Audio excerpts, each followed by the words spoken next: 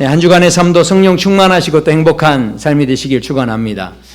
우리가 코로나19로 인해서 지금 세계적인 전염병이 유행되는 것으로 인해서 많은 분들이 어려워하고 있는데, 과거 같은 경우에는 이 땅에 전염병이 돌기 시작하면 아무래도 하나님께서 진노하셨나 보다, 그래서 우리가 하나님께 지금 벌 받고 있다, 이렇게 생각을 했었습니다. 우리가 이런 여러 가지 문제들을 해결하기 위해서 그래서 많은 분들이 우리가 회개해야 됩니다, 이런 이야기도 합니다. 그런데 정말 그렇습니다. 우리가 이 모든 내 인생에 있어서 하나님의 진노와 또 우리가 징벌이 끝나고 또 모든 저주가 해결되려면 가장 강력한 우리에게 한 가지 방법이 있는데, 그것은 회개다라는 것이죠. 우리가 예수님께서 이 땅에 오셨을 때, 이 땅에 암흑 시대였죠. 그래서 이 땅에 더 이상 소망이 없어 보이는 그런 시대 가운데 예수님이 오셨을 때, 예수님이 임재하신 것 자체가 우리에게는 빛이었고 소망이었고 기쁨이었습니다. 그런데 예수님께서 공생의 기간을 시작하실 때, 그야말로 이 역사적인 한 분기점이 이제 시작되고 하나님 나라의 천국과 복음이 전파되는데, 저와 성도 여러분의 삶 속에 정말로 천국이 임재하기를 원한다면 예수님께서 이렇게 말씀하시죠. 이때부터 예수께서 비로소 전파하여 이르시되 회개하라, 천국이 가까웠느니라. 그러니까 사역을 시작하실 때, 천국의 삶이 시작될 때, 그때 예수님께서 가장 먼저 주셨던 메시지가 무엇이냐면 회개하라 였다라는 것이죠. 회개하는 것이 바로 이 천국을 여는 열쇠가 되어질 수 있다는 겁니다. 새로운 뭔가를 시작하시기 전에 이 회개가 필요하다라는 것이죠. 그런데요, 여기에서만 끝나지 않습니다. 예수님께서 십자가에서 죽으시고 또 부활하시고 승천하신 후에 성령의 시대가 찾아옵니다. 그러면서 초대교회가 시작이 되는데, 그때 하나님께서 사도 베드로를 통해서 이렇게 말씀합니다. 너희가 회개하여 각각 예수 그리스도의 이름으로 세례를 받고 죄 사함을 받으라. 그리하면 성령을 선물로 받을 것이다. 그러니까 새롭게 초대교회가 시작이 되어지고 또 새롭게 이제 사도들의 시대들이 열려지게 되는데, 그 모든 시작 가운데 가장 첫 번째 주었던 메시지가 무엇이냐면 회개하라 였다라는 것입니다. 회개가 실은 그만큼 중요하다는 것이죠.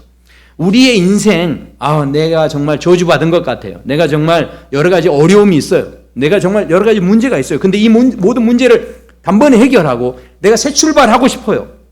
그렇다고 한다면 우리가 반드시 이 회개하라라고 하는 이 메시지를 주목해 볼 필요가 있다는 것이죠. 그래서 사도행전 3장에서는 심지어 이렇게까지 이야기합니다. 그러므로 너희가 회개하고 돌이켜 너희 죄 없이 함을 받으라. 이같이 하면 새롭게 되는 날이 주 앞으로부터 우리에게 이르게 될 것이다 말씀합니다. 그런데 이전 성경을 보면 이전 성경의 표현이 저는 참 좋습니다. 이전 성경에는 어떻게 되어 있냐면 회개하면요, 이같이 하면 유쾌하게 되는 날이 우리에게 온다는 거예요. 그러니까 우리의 인생이 유쾌해지길 원하신다면 이제는 모든 우울함을 다 떨쳐버리시고 정말 새롭게 되어지는 그런 날을 기대하시고 내 인생이 유쾌한 인생 되어지기를 소망하신다면, 우리 그 모든 출발이 어디서 시작되느냐? 바로 회개하라, 여기에서부터 시작되어진다라는 것이죠. 그런데 이렇게 회개라는 것이 이렇게 귀하고 놀랍고 회개라는 것을 어떤 의미에서는 우리 성도들에게 특권처럼 주셨다라는 거죠. 성령의 시대가 시작될 때도 우리에게 회개가 우리에게 있어서 가장 중요한 것으로 우리에게 도전하고 계시는 것인데, 이렇게 너무나 소중한 회개인데, 제가 교회에서 목회자들이 예를 들어서 설교할 때 회개하십시오 그러면 다들 얼굴 표정이 안 좋습니다. 회개하라 그러면 기분 나빠서 그 다음 주 교회 안 남아요. 회개하라 그러면 좋아할 사람이 실은 아무도 없다라는 거죠.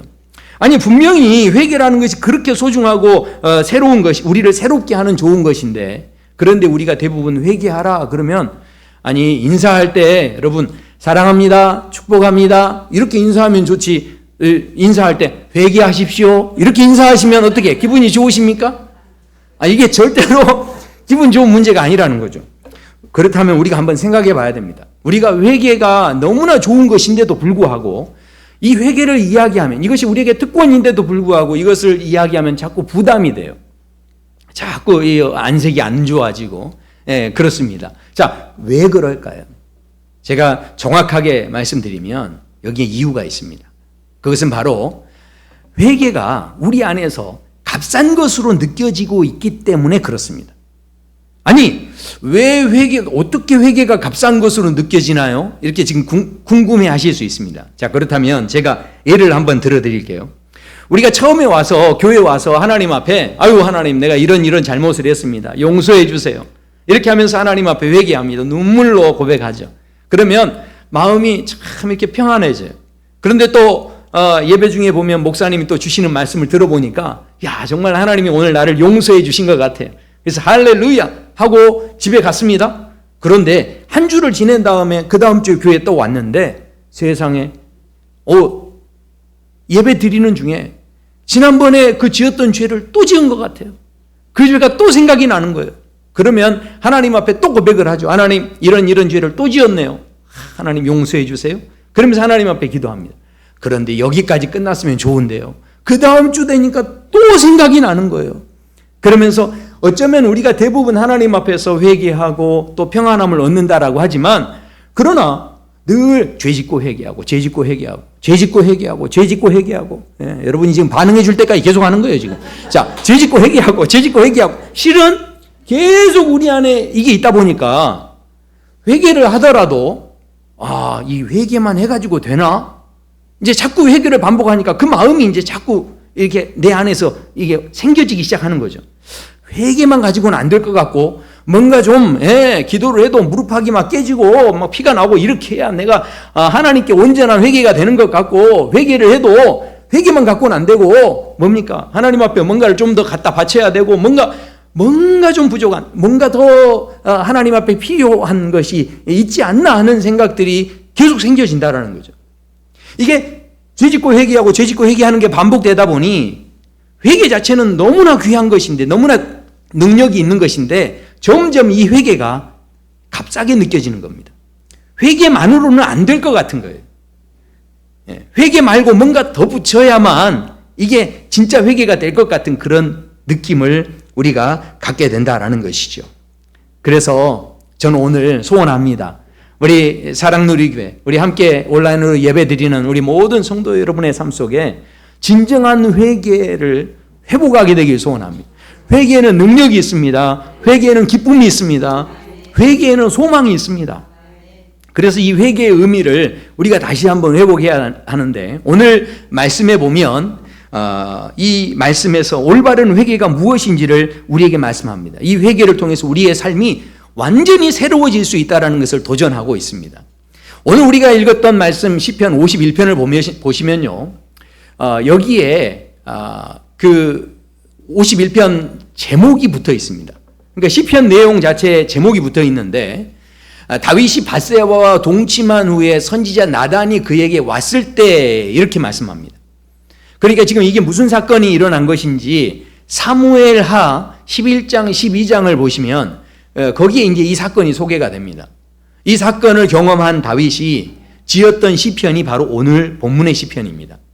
그러니까 다윗이 밧세바를 범하게 되고요, 밧세바를 범한 다음에 그 아이가 생기고 나니까 이 우리아의 아내였던 밧세바였습니다. 그래서 우리아를 불러다가 이 집에 가게 하는데, 그렇게 어떻게든 자신의 저질렀던 죄를 덮어보려고 그렇게 머리를 썼습니다. 그런데요, 이 우리아가 굉장히 강직한 사람이었어요.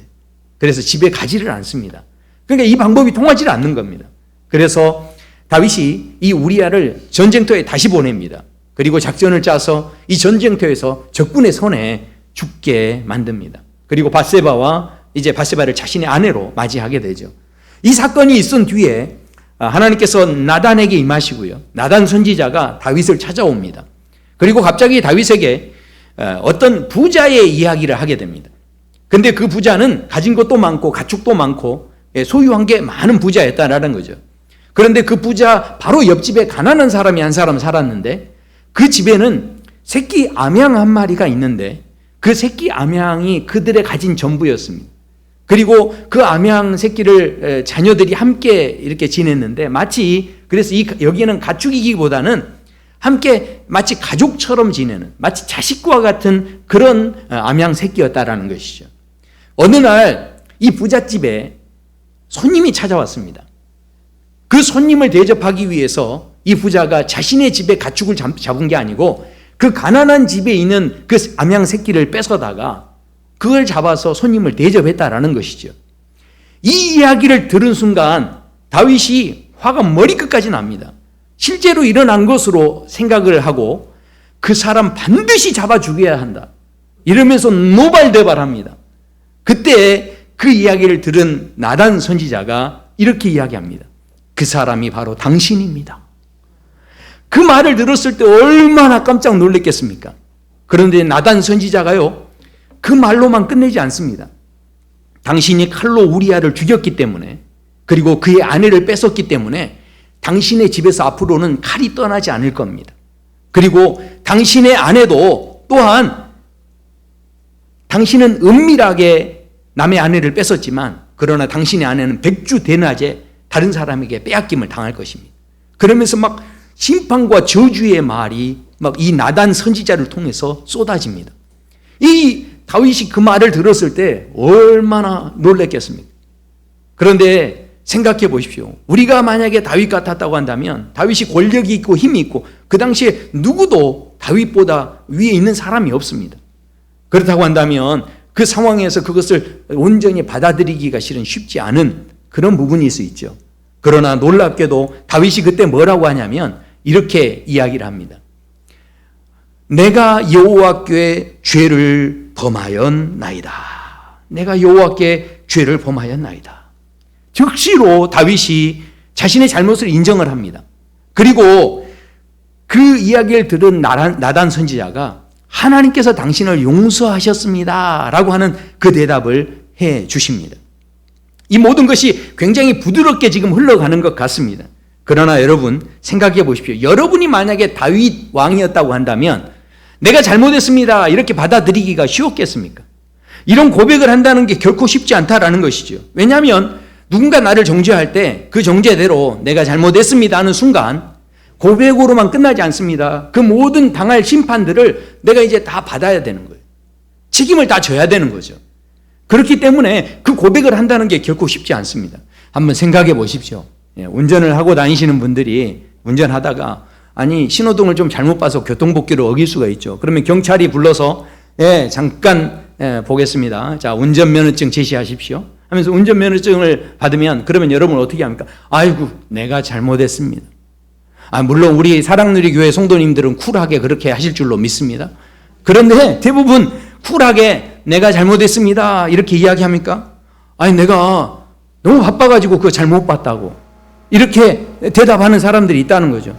어떤 분들은 어떻습니까? 아니 왜 나만 잡고 그러냐고, 저 사람은 가만히 놔두고 왜 나만 잡냐 그렇게 이야기하기도 한다라는 거죠. 그렇게 해가지고도 안 되면 어떻게 합니까? 제일 싼 걸로 끊어주세요. 어떻게든 자신의 잘못을 솔직하게 인정하고 고백하고 모든 것을 내가 잘못했다라고 책임지려는 마음에서 어찌됐든 우리가 벗어나기를 원하는 그런 마음을 우리 모두가 실은 갖고 있다라는 것이죠. 다윗이 이렇게 잘못을 고백하니까 마치 이것이 쉬운 것처럼 생각할 수 있는데 절대 이게 쉬운 문제가 아니었다라는 것이죠. 다윗이 이렇게 잘못을 고백하는 게 왜 쉽지 않는 문제였느냐? 성경의 다른 사람들을 보면요, 다 보면 다윗처럼 이렇게 잘못을 쉽게 고백하지 않습니다. 성경의 인물들 가운데 보면 아담과 하와 생각하시죠? 선악과를 먹지 말라고 했는데 따먹었습니다. 그때 하나님께서 누가 먹으라고 했느냐 이렇게 하나님 정죄하십니다. 물어보시죠. 그러니까 이 아담이 뭐라고 합니까? 아이고 하나님 내가 잘못했습니다. 제가 먹고 말았습니다. 이렇게 고백하지 않습니다. 뭐라고 합니까? 하나님이 주신 하와가 이렇게 먹게 했다라고, 주어서 이렇게 먹었다라고 그렇게 하면서 변명을 하고 이것은 내 책임이 아니다 하면서 어떻게든 그 자리에서 벗어나려고 노력합니다. 하와는 어떻습니까? 하와도 마찬가지였죠. 뱀이 줘가지고 그래서 이렇게 먹게 됐다라고. 여러분 지금 굉장히 낯설게 저를 쳐다보고 계시는데 익숙한 장면 아닙니까? 여러분의 삶의 자리에서 우리가 다 겪고 있는 그런 문제이죠. 그런데요, 이 가정에는 아들이 있었는데 가인과 아벨이 있었습니다. 근데 그 가인도 마찬가지였죠. 결국 가인이 아벨, 자기 동생을 죽여버립니다. 그때 하나님 말씀하시죠. 네 동생이 어디 있느냐? 질문하십니다. 그때 아이고 하나님 어떻게 하셨어요? 정말 죄송합니다. 잘못했습니다. 이렇게 하면 좋은데 내가 동생을 지키는 자니까 이렇게 하면서 마치 하나님께 대들듯이 그렇게 이야기를 합니다. 그때 하나님께서 네 동생의 피가 땅에서 부르짖는다. 이렇게 하면서 너는 앞으로 저주를 받을 것이다. 이렇게 합니다. 그러니까 이제 모든 게 들통이 난 겁니다. 그러면 이 정도 됐으면 하나님 정말 제가 잘못했습니다. 죽을 죄를 졌습니다. 이렇게 해야 맞습니다. 근데 이 가인이 어떻게 하냐면 하나님 나를 이렇게 쫓아내시면 그러면 나는 이제 밖에 나가서 다른 사람들이 저를 가만두겠습니까? 저는 거기에 다 잡혀서 죽을 수가 있습니다. 하면서 그 순간 속에서도 어떻게 합니까? 자기 살 길을 찾기 위해서 또 다른 변명을 늘어놓고 그렇게 하나님 앞에 서 있는 모습을 보게 된다라는 것이죠. 우리가 이 다윗과 함께 비교해서 보는 인물이 있죠. 바로 사울 왕입니다. 근데 그 사울 왕은 어떻게 했느냐? 하나님께서 아말렉 전투에서 모든 아말렉을 다 진멸하라. 그렇게 명령하셨습니다. 그런데 진멸하지 않고 전리품을 따로 좀 남겨놓습니다. 그때 사무엘이 찾아가서 아니 이 남아있는 전리품이 도대체 무엇이냐 하면서 이제 물어봅니다. 그때 이 사울 왕이 아이고 내가 잘못했습니다. 조금 남겼는데 이게 그 하나님께 또 말씀에 순종하지 못하는 게 됐으면 제가 정말 잘못했습니다. 이렇게 했으면 됩니다. 그러나 이 사람이 뭐라고 합니까? 이거 내가 남겨놓은 이유는 너무 좋은 것인데 이거를 다 좋은 걸 구별해가지고 하나님께 드리려고 그러면서 자신이 가지고 있는 그 탐욕을 뭔가 하나님께 드리는 것처럼 포장해서 그렇게 말을 만들어냅니다. 그때 하나님께 이 사무엘 선지자가 이렇게 이야기하죠. 그렇게 하나님께 뭔가 번제를 드리고 제사를 드리는 것 그런 제사 하나님 기뻐하지 않으십니다. 순종이 제사보다 낫습니다. 이제 그런 이야기를 하죠. 그 정도 했으면 여러분 같으면 어떻게 하시겠어요?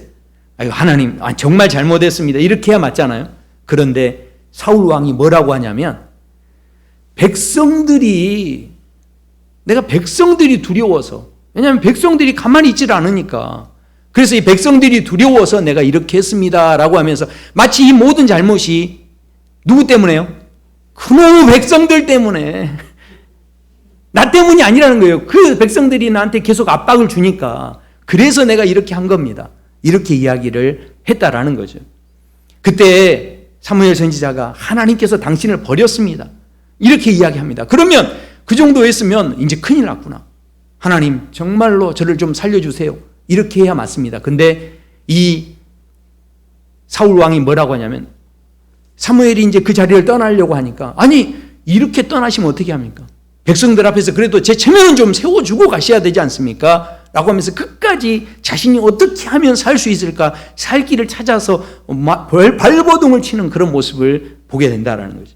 끝까지 변명하면서 그 자신의 잘못을 고백하지 않는 그런 모습이었다라는 거예요. 그런데요 다윗도 바로 그런 상황에 직면을 한 겁니다.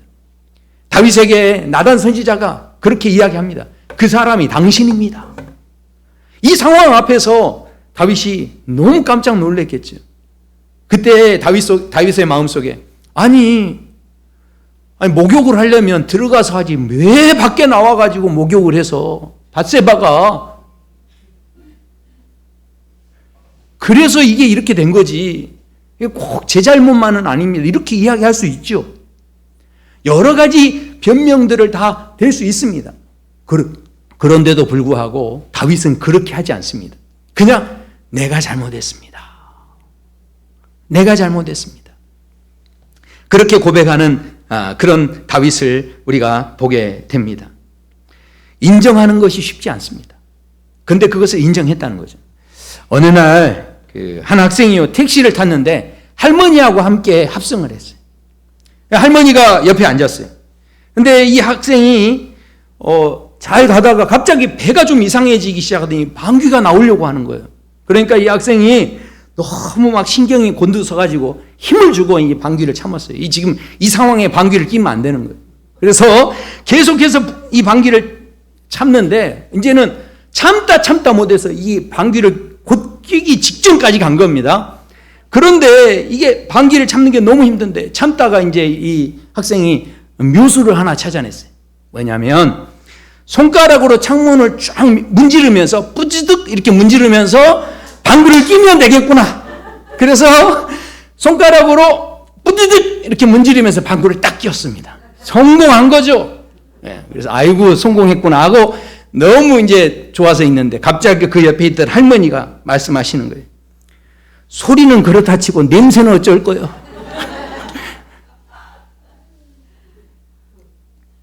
어쩌면 우리가 실은 신앙생활 하면서 하나님 앞에 실은 회개하고 뭔가 좀 잘못했다라고 하지만 그러나 그 모든 것들을 그냥 내가 어느 정도 무마시키려고 우리가 하는 모든 것들을 보면요. 내가 뭔가 책임을 좀 덜 져보려고 이것에 대해서 내가 좀 피해를 덜 당해보려고 대부분 우리가 하나님 앞에서 신앙생활하는 모습들이 실은 그런 모습이 있다는 거죠.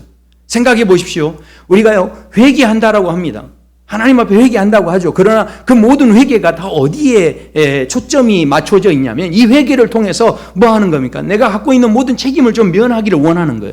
내가 이 회개를 통해서 어떻게 해요? 모든 벌과 질병과 전염병과 이런 모든 것을 피하기를 원하는 거죠. 더 이상 내가 벌 받지 않기를 원하는 거예요. 하나님 앞에 회개하는데 이 모든 것이 뭡니까? 더 이상 내가 저주받지 않기를 원하는 마음이 있기 때문에 회개를 한다라는 것이죠. 우리의 모든 회개는요. 그 모든 것을 피하고 그 모든 것을 더 이상 책임지지 않으려는 회개.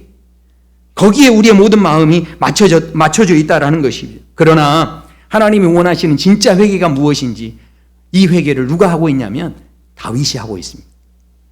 이 진짜 회개가 무엇인가? 그것은 바로 오늘 우리가 읽었던 말씀을 보면 다윗은요. 자신이 저질렀던 그 죄를 경감받기 위해서 그 모든 죄를 벌을 조금이라도 덜 받기 위해서 하나님 앞에 회개하고 있는 게 아닙니다. 다윗의 회개를 보시면 이렇게 말씀합니다. 주께서는 제사를 기뻐하지 아니하시나니 그렇지 아니하면 내가 이미 드렸을 거라는 거죠. 무슨 이야기입니까? 하나님 앞에 나와서 내가 제사를 드리면 아유 하나님 이 정도 내가 그래도 수고했으니까 조금이라도 벌을 감량을 좀 시켜주십시오. 하나님 내가 이렇게 또 헌금도 하고 내가 이렇게 봉사도 하고 내가 하나님 앞에 이렇게 열심히 했지 않습니까? 그러니까 하나님 조금만 이걸로 좀 퉁치면 좋겠습니다. 대부분 지금 예배 드리러 나오시는 분들이 어느 정도 그런 마음이 있을 수 있다는 거죠. 내가 예배를 드렸으니 하나님 내가 비록 조금 잘못한 게 있어도 이거 좀 쌤쌤이 하면 안 됩니까? 그런 마음을 실은 우리가 가질 수 있는데 지금 다윗은요 그런 마음은 진짜 회개가 아니라는 거죠. 그런 마음을 다 지금 접어두고 있는 겁니다. 그러면서 이 다윗이 그 다음에 하는 아주 중요한 이야기가 있습니다. 이렇게 이야기를 합니다. 하나님께서 구하시는 제사는 상한 심령이라. 하나님이여 상하고 통회하는 마음을 주께서 멸시하지 아니하시나이다. 지금 이 다윗이 고백하는 게 무엇입니까? 자신이 지금 저질렀던 모든 죄악들이 있습니다. 그런데 자신의 마음이 이미 상해 있다는 것이 무슨 이야기입니까? 나단 선지자가 부자와 그 가난한 사람의 비유를 하는데도 불구하고 영적으로 민감해 있으면 그게 즉시로 자신인 줄을 얼른 깨달았을 겁니다. 그런데 그 비유를 다 하고 나서도 뭐 한 겁니까? 그 사람 반드시 죽여야 된다. 자기인 줄도 모르고 결국 영적으로 이미 무감각해 있다는 것이죠. 영적으로 죽어 있다는 것이죠. 이 심령이 다윗의 이 심령이 지금 상해 있다는 겁니다. 변질되어 있다는 것이죠. 그것에 대해서 다윗이 너무너무 마음 아파서 이 모든 병들어 있는 내 심령을 고쳐 주시옵소서. 진짜 회개는 뭐냐면 징벌을 피하는 게 회개가 아니라 내가 이 회개를 해서 벌을 덜 받는 게 회개가 아니라 진짜 회개는 내 심령이 고쳐지는 게 회개라는 거예요. 그러니까 내 심령이 새롭게 되는 게 진짜 회개라는 것이죠. 그래서요 9절과 10절 오늘 우리가 읽었던 말씀을 보면 내가 지은 죄에 대해서 벌을 덜 받게 해주세요 이 이야기가 아닙니다. 한번 보십시오. 주의 얼굴을 내 죄에서 돌이키시고 내 모든 죄악을 지워주소서. 지금 내 죄를 지워주시고 내가 지금 벌을 덜 받게 해주십시오 이런 기도가 아닙니다. 10절에 보시면 그래서 이렇게 이야기합니다. 하나님이여 내 속에 정한 마음을 창조하시고 내 안에 정직한 영을 새롭게 하옵소서. 아멘. 이것이 바로 다윗이 했던 회개였다라는 것입니다. 성도 여러분, 우리가 한 가지 알아야 할 게 있습니다. 자, 그것이 무엇이냐? 우리가 죄를 대부분 저지르고 나면요, 그러면 그 다음에 나타나는 현상들을 가지고 우리는 대부분 하나님이 용서를 했다 안 했다 이렇게 생각합니다. 내가 분명히 범죄를 했습니다. 자, 그런데 내 삶에 그 뒤에 평탄한 거예요. 그러면 하나님이 나를 그래도 용서해 주셨구나. 대부분 이렇게 생각을 합니다. 그리고요, 내가 범죄했는데 하나님이 사고를 당하게 하고 내가 그래서 여러 가지 어려움을 당하고 나한테 막 징벌이 임합니다. 그러면 하나님이 나를 지금 혼내시는구나. 나를 지금 용서하지 않으셨구나. 대부분 이렇게 우리는 생각을 합니다. 그러나 그렇지 않습니다. 제가 비유로 설명드리면 사울 왕이 어땠습니까? 사울 왕이 범죄했습니다. 그런데 범죄한 뒤에 사울 왕의 삶 속에 사무엘이 이 사울을 떠난 다음에 사울에게 무슨 질병이 왔다든가 전염병이 왔다든가 또 전쟁에 나가서 지고 왔다든가 이런 게 없습니다. 사무엘이 떠났는데도 불구하고 사울 왕의 삶 속에는요, 평탄함이 계속됩니다. 그런데도 불구하고 그 평탄함 속에서 사울은요, 전혀 깨닫지를 못합니다. 그리고 그 평탄함이 바로 가장 무서운 독이 되어지죠. 그 평탄함 때문에 결국은 사울 왕이 하나님 앞에 그 뒤로도 한 번도 더 간절히 부르짖었다라는 이야기가 없습니다. 평탄함 때문에요. 평탄함이 단순히 하나님이 용서했다라고 해석하기는 어려워지는 본문이라는 것이죠. 내용이라는 것입니다. 그러나 다윗을 한번 생각해 보십시오. 다윗은 범죄했습니다. 그런데 범죄하고 난 다음에 내가 잘못했습니다 하고 죄를 고백하는데 하나님이 용서해 주셨어요. 용서를 확인받았어요. 그런데도 불구하고 다윗의 삶 속에, 다윗의 가정 속에 칼이 떠나지 않습니다. 배신이 있고 눈물이 있고 여러 가지 그 집안에 많은 문제들이 생겨지죠. 그런 문제들이 생겨지는데, 그런데 놀라운 것은요, 그런 일이 있을 때마다 이 다윗이 한 번도 내 업보야, 내 업보, 내가 죄 지은 것 때문에 이런 일이 생겼어, 이렇게 한탄해 본 적이 없습니다.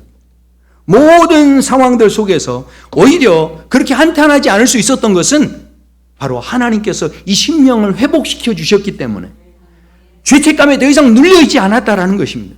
생각해 보십시오. 진짜 회개하면 뭘 선물로 주신다고 했습니까? 성령을 선물로 주시는 거죠.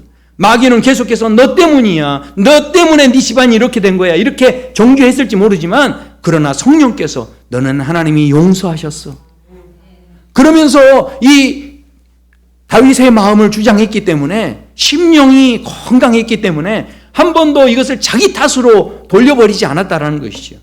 자책감으로 괴로워하지 않았습니다. 그리고 어떻게 합니까? 여전히 다윗의 삶 속에 칼도 있고 눈물도 있고 배반도 있고 반역도 있었지만 그에게 일어나는 모든 일에 대해서 죄에 대한 결과로 보지 않고요, 그가 당하는 모든 일에 대해서 또 다른 하나님의 은혜를 경험할 수 있는 새로운 기회로 삼아버립니다. 그래서 어떻게 합니까? 그 중심이 흐트러지지 않습니다. 여러분, 이런 일 정도 당하면 누가 제일 믿겠습니까? 밧세바가 제일 아마 미웠을 것 같아요. 그러나 그렇지 않습니다. 다윗이 심령이 온전히 회복되고 나니까 밧세바를 위로해 줍니다.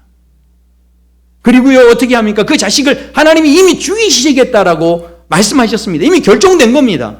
근데도 불구하고 하나님 앞에 또 나가서 부르짖습니다. 기도합니다. 왜 그렇습니까? 심령이 건강해졌기 때문에. 하나님 앞에 오히려 그것을 가지고 붙잡고 기도하며 하나님이 이미 결정해버린 일이지만 그럼에도 불구하고 최선을 다해서 금식하며 부르짖습니다. 그런데 놀랍게도 그 자식은 데려가지만, 그러나 하나님께서 그로 말미암아 오히려 솔로몬을 허락해 주십니다. 다윗이 미처 생각하지 못했던 그런 놀라운 은혜를 바로 하나님께서 또 허락하셨다라는 것이죠. 우리가 모든 일에 대해서 오히려 이 다윗이요, 그 모든 일에 직면하고 정면으로 그것을 돌파해 나가는 그런 심령을 얻게 됐다라는 것입니다. 생각해 보십시오. 그것을 자꾸 회피하는 게 아닙니다. 오히려 그것으로 인해서 비록 매를 맞더라도 그것으로 인해서 더 큰 하나님의 은혜를 입는 자리로 나아갈 수 있는 마음, 정직한 마음, 피하지 않는 마음, 이런 마음을 가져버린 거예요. 생각해 보십시오. 하나님께서 우리에게 예수님을 통해서 십자가에서 피를 다 쏟게 하셨어요. 예수님께서 이 잔을 내게서 옮기시옵소서. 예수님이 얼마나 간절히 기도하셨는지 몰라요. 그 기도를 하나님께서 안 받으셨겠습니까? 그 기도를 다 받으셨죠. 그 기도는 받으셨지만 그러면 그 기도 받았다고 해서 하나님께서 피의 양을, 흘려야 하는 피의 양을 줄여주신 게 아니에요. 고통의 양을 줄여주신 게 아닙니다. 그 피는 피대로 다 쏟게 하십니다. 그 고통을 고통대로 다 받게 하십니다. 하나님이 예수님이 그렇게 열심히 기도했는데 그 모든 것을 다 그냥 흘리게 하세요. 그러나 놀랍게도 그렇게 열심히 기도하며 그 십자가를 감당하셨기에 그 피의 양은 그대로 더 많아졌지만, 많이 흘리게 하셨지만, 그러나 그 피가 바로 보혈이 되게 해버리셨다는 거죠. 그 어떤 세상의 값어치와 바꿀 수 없는 피가 되게 해버리셨다는 거예요. 책임을 안 지게 하신 게 아닙니다. 오히려 그 모든 것들로 인하여서 책임을 다 지게 하시지만, 그러나 그것으로 인해서 오히려 더 새로운 은혜를 보게 하시고, 그것으로 인해서 부활의 영광을 보게 하시고, 그것을 통해서 새로운 미래를 바라볼 수 있는 그런 자리가 되게 해버리셨다라는 것이죠. 피를 흘리는 것을 감량해 주지는 않으셨습니다. 그러나 주님의 보혈이 절대로 값싼 보혈이 되지 않도록 하나님께서 그 가치를 높여주셨다라는 것입니다. 사랑하는 성도 여러분, 우리가 당하는 모든 일들이 있습니다. 그러나 이 모든 일들이 그냥 우연이겠습니까? 분명하게 모든 것에는 하나님의 뜻이 있습니다. 우리가 비록 잘못한 것이 있고 우리가 회개할 일들이 있습니다. 그러나 그 회개가 단순히 그 문제를 피하고 그 모든 재앙을 피하기 위한 회개가 아니라 내 심령이 회복되어지는 회개 자리에 우리가 나아가게 되면, 우리 심령이 회복되어지면 비록 이 모든 전염병을 우리가 끌어안고 살더라도, 그렇더라도 이 자리가 바로 더 새로운 미래를 열어가게 하는 자리, 오히려 이 전염병이 합력하여 선을 이루어서 새로운 가치를 만들어내게 하는 그런 놀라운 역사의 자리로 얼마든지 바뀔 수 있다는 것입니다. 나 같은 죄인 살리신 주님을 우리가 찬송하는 자리가 얼마든지 되어질 수 있다는 것이죠. 진정한 회개는 무엇입니까? 문제를 피하고 내 형량을 줄이는 게 아닙니다. 진정한 회개는 바로 내 심령이 새로워지는 것입니다. 내 심령이 더 정직해지는 것입니다. 그것이 바로 진짜 회개라는 것이죠. 내가 누구보다도 덜 죄인이고 내가 누구보다도 더 낫고, 지금 이 이야기가 아닙니다. 우리가 하나님 앞에 이 시대에 이 많은 어려움을 당하고 있는 많은 사람들 앞에서 누가 더 죄인이고 누가 더 옳고 누가 더 그르고, 절대 이거 아닙니다. 결국 모든 것이 내 죄입니다. 하나님, 내 심령을 회복시켜 주시옵소서. 이렇게 주님 앞에 우리가 나아갈 때 그 놀라운 은혜가 우리에게 임하기 시작하면, 내 심령만 살아나기 시작하면 내 주변의 모든 것은 다 살아나게 될 줄로 믿습니다. 그 놀라운 회개, 이게 얼마나 회개가 놀라운지 몰라요. 이 회개를 통해서 우리에게 새로운 날이 열리거든요. 이 회개는 그래서 기쁜 것입니다. 이 회개는요, 그래서 특권입니다. 이 회개는 능력입니다. 이 회개는 새로움입니다. 예, 이 회개는 바로 우리에게 앞으로 살아갈 힘을 주는 에너지가 된다는 그 놀라운 은혜를 우리 모두 경험하게 되길 소원합니다. 네, 우리 함께